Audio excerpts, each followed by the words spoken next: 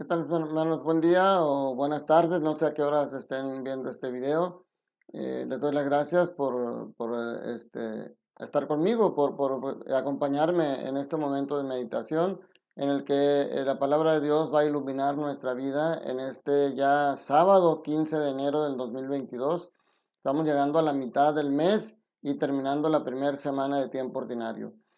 Seguimos con el primer libro de Samuel, capítulo 9, versículos del 1 al 4, del 10 al 7 y 19, y el capítulo 10, versículo 1. Aquí, recuerden que nos habíamos quedado en el pasaje anterior donde el pueblo quiere ser como los demás y quieren un rey.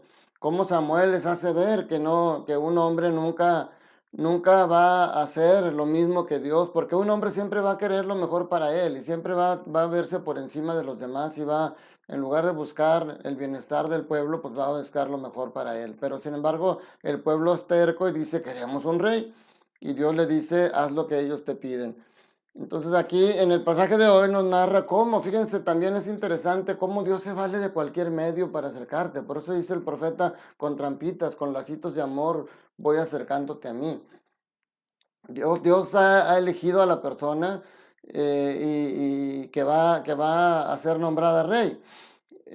Parece ser aquí que se basaría en el físico, en las apariencias. Ya vemos en el pasaje de cuando elige a David que dice, el Señor no se guía por las apariencias, el Señor ve en lo interior. Alguien podrá decir, bueno, aquí sí se guió, porque dice, tenía un hijo llamado Saúl, joven, de buena presencia. Entre los israelitas no había nadie más apuesto que él. Era el más alto de todos y ninguno le llegaba al hombro.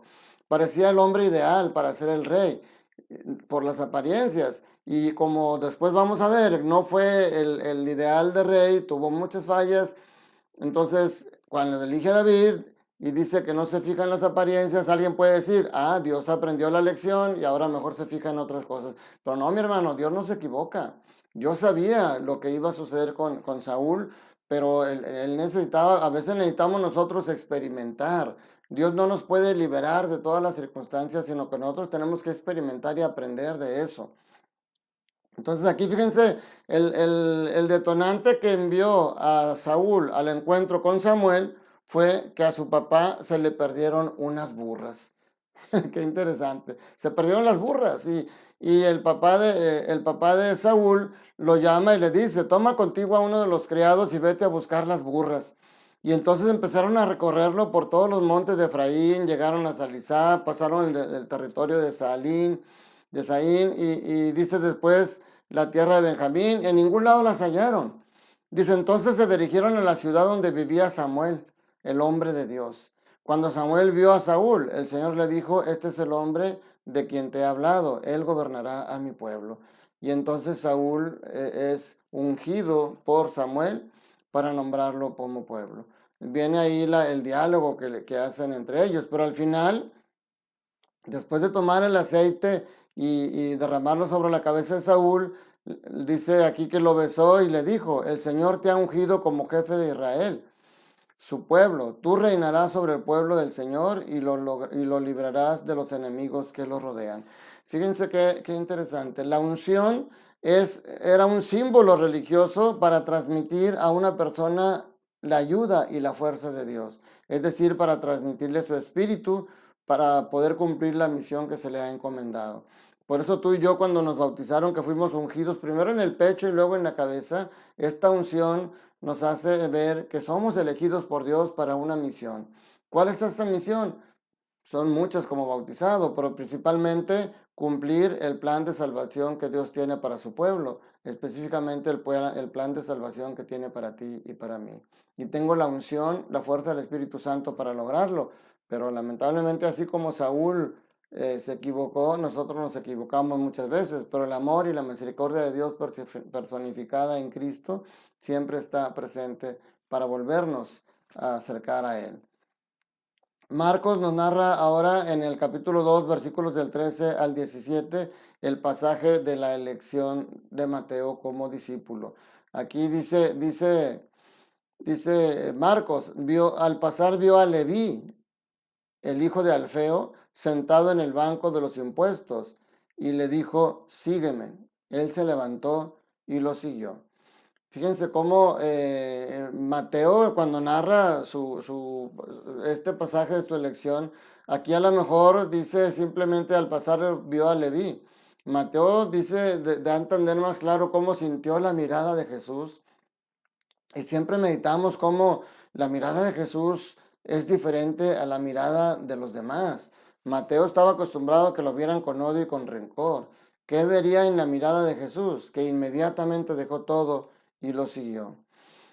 Obviamente invita a Jesús a su casa. ¿Y quiénes van de invitados a la casa, a esa reunión, a esa fiesta? Pues los amigos de Leví, de Mateo. ¿Y quiénes son? Pues otros publicanos, otros pecadores, otras incluso prostitutas, porque dice aquí que los escribas, algunos de los escribas le dicen a sus discípulos, ¿por qué tu maestro come y bebe en compañía de publicanos y pecadores? Y fíjense qué interesante cómo no se lo dijeron a Jesús, no son tan valientes. Sin embargo, Jesús en todo está, nos escucha y le dice, la respuesta es hermosa. Esta respuesta de Jesús es el retrato de la misericordia de Dios y del amor de Dios por los pecadores. Dice, Jesús les dijo, no son los sanos los que tienen necesidad del médico, sino los enfermos. Yo no he venido a llamar a los justos, sino a los pecadores. Por eso, cuando uno dice, yo no necesito convertirme, yo soy bueno, yo no mato, yo no robo, o sea, ese es un impedimento fortísimo para que puedas alcanzar la salvación, porque tú mismo estás rechazando a Jesús. Tú mismo te estás sintiendo como si ya fueras un santo de altar. Y todos somos pecadores, mis hermanos, todos necesitamos la presencia de Dios. Y a veces cuando dicen, es que esos que van a la iglesia son unos pecadores, pues claro, por eso vamos. Jesús viene por nosotros. No, pero es que yo por eso no me acerco, porque en la iglesia son unos hipócritas, porque son pecadores. Es bien fácil. Esta elección del quinto discípulo para nosotros trae una gran enseñanza y ya se las he meditado otras veces. Primero le habla a dos parejas de hermanos, que primero a Simón y Andrés y luego Santiago y Juan, que tenían como característica que son de buena familia, trabajadores, se dedicaban a la pesca, estaban siempre con sus padres obedientes. Cuatro buenas personas que el Señor elige, pero este quinto discípulo es un pecador y Jesús lo elige. Jesús no desconoce que es un pecador. Y dentro de su grupo de 12, que él, después dentro de todos los 72 discípulos que más cercanos, eligió a 12. Y dentro de esos 12, para ser los más cercanos a él, seguía estando este quinto discípulo que es Mateo.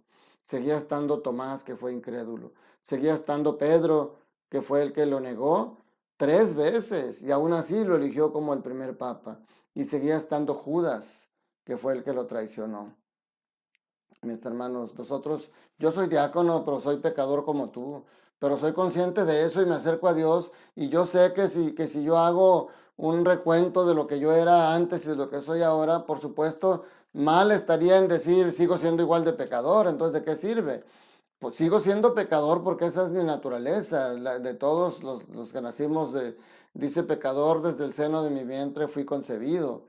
Sin embargo, cuando tú estás cerca de Dios, cuando te estás dejando guiar por Él y por su Santo Espíritu, por lógica, tus pecados tienen que ser cada vez menos graves y también más espaciados. Tú no puedes estar pecando constantemente de lo mismo cuando Dios ya ha estado a tu lado, porque entonces no estás haciendo valer esa unción con la que fuiste separado para Dios y esa unción en la que recibiste el Espíritu Santo y la fortaleza de Dios no la estás usando para luchar en contra del enemigo.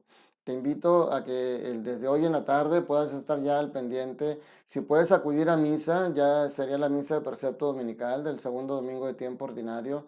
Si mañana domingo puedes asistir, ya nos restringieron, la pandemia sigue estando fuerte, pero de alguna manera trata de estar cerca de la palabra de Dios, asistiendo a misa, leyendo las Sagradas Escrituras, viendo y compartiendo este tipo de videos que algunos sacerdotes o diáconos tratamos de acercar la palabra a ti.